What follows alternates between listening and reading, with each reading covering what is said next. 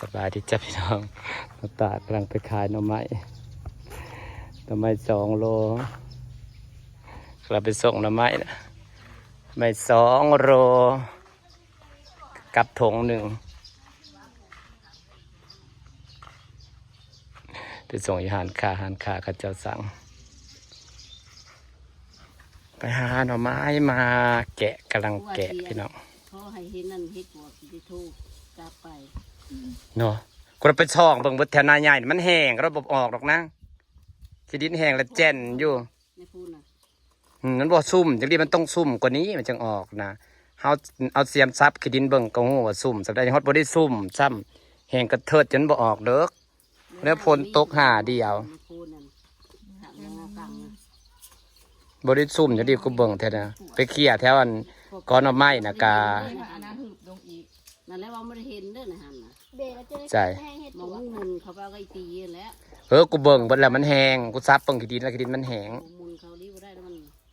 หมุนกวดเบิ่งเบิดแล้วก็กินน้ำหอมมันกวดจนหอบบ่เห็นมันซับเบิ่งขี้ดินโพดน่ะมันแห้งซาเฮาเก็บแต่เก่าขี้ดินโพดมันชุ่มได้มันจึงออกอันนี้มันบ่ได้ชุ่มจังดีมันแห้งจะเถิดอยู่ซับเบิ่งขี้ดินนะไปหมุนตรงเฮ็ดปวกของเศร้านี่พี่น้องหมุนบ่จุดซอกทุกมุมก็บ่มีมันบ่ได้ซุ่มนะมันต้องซุ่มกว่านี้ก็ว่า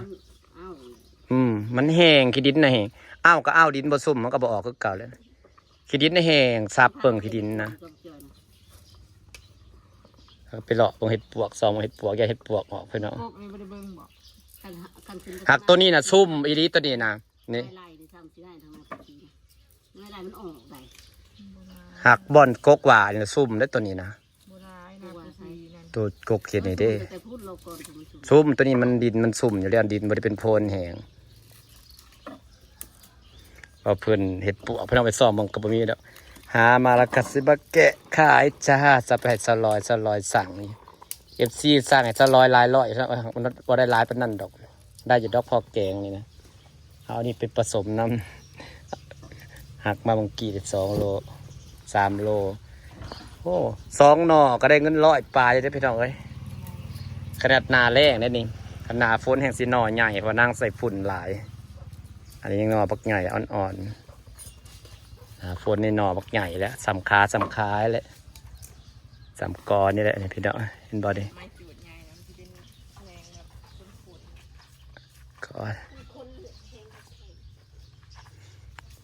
ก็ไม่ไล่ไปตะออกเขาบอกออกแล้วมีกอได้นะออกขักกอได้หอนะตัวไผ่ใหม่มันก็ออกแล้วไม่ไล่กับคันไผ่ใหม่กันตัวนี้หอนั่นกอได้นะไผ่ใหม่นะออกขักเอามาแล้วก็แกะนะครับพี่น้องจ้าเผื่อสีแล้วแกะเราจะถุงอันนี้ก็ได้เนาะไม่ไปขายให้200แล้วลอริโอก็สั่ง200ก็สั่งพัสได้ค่ะไปขาย240%มันได้เงินเป็น240ป่ะพัตตาไปขายน้ำมันอีก240 บาทพี่น้องเขาเป็นเบี้ยเขาซื้อมานั่งมันได้ขายดีแล้วก็เอาหดน้ำถึงมันกลับเป็นหน่อเขาก็ซื้อไปใส่ยามมีการมีงานก็มันคือปลูกคนหล่อห้องสวนถูกไปใส่งัวหมักคืออย่างนี้ในสวนจะมีบ่อนปลูกเพราะยังมันเต็มมาด้วยต้นไม้สนยังกีดนะนอกจากสิขยายสวนออกไปอีกในต้นเซลในสายต้นมะพร้าว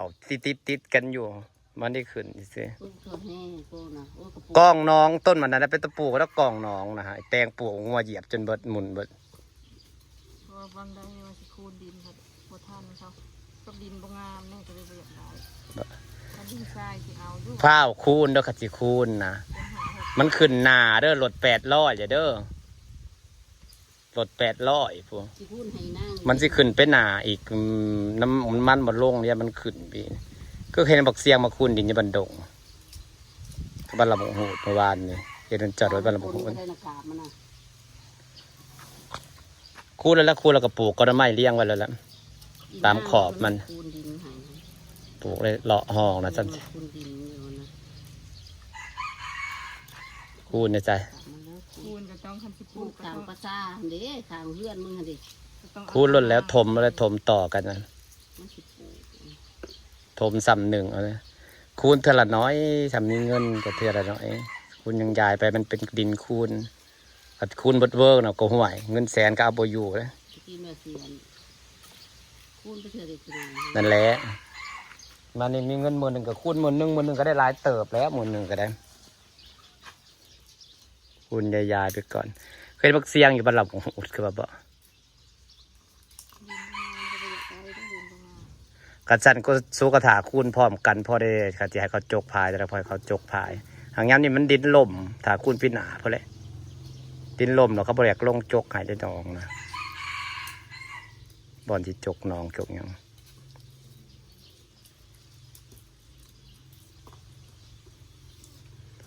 กำลังแกะขายไปน้องไว้หาไปตั้งแต่ตี5:30ตอนนี้10 โมงแล้วจ้าพี่น้องจ้า10 โมงเลยยังบ่แล้วตกปอกขายแพงนะขาย240พุ่นนะ ใจเพื่อมันไปขาย240พุ่นได้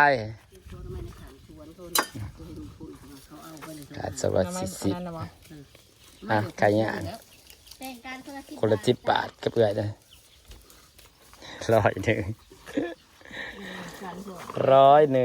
ค่ะค่าน้ำมันรถไปหาถ่ายคลิปจ้า ไปดูไปแดก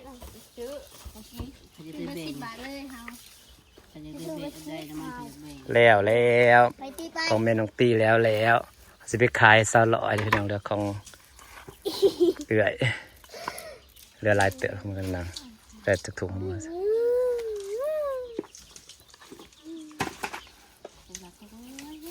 พาเพิ่มแม่เอาขึ้นนะแม่ ได้แล้วจ้าหน่อไม้ที่จะไปแกะเตรียมไปขายพี่น้องถุงละ20 บาทนี่ถุงบักใหญ่ๆถุงละ20 บาทได้5 ถุงเอาไปให้ซาลอย5 ถุงนะคะ100 บาทพอดีจะ5 ถุงพี่น้อง5 ถุง100ไปขายซาลอยบาริโอกระสังวันนี้จะเอารถใหญ่ไปนะจ๊ะเพราะว่าไอ้สีพากันไปไอ้ซื้อดินซื้อต้นไม้กับอำมาลาไปอำมาลาไปเป็นหมูจ้ะฝากบรรยากาศไว้ซ้ำนี้จ้ะพี่น้องพอกันบ้านสาวรอยเด้อจ้าสบายดีเด้อพี่น้องสบายดี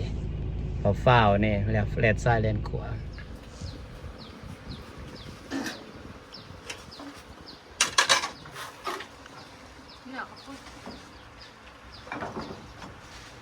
เย็นหน้าบกเก่งเลยเนาะ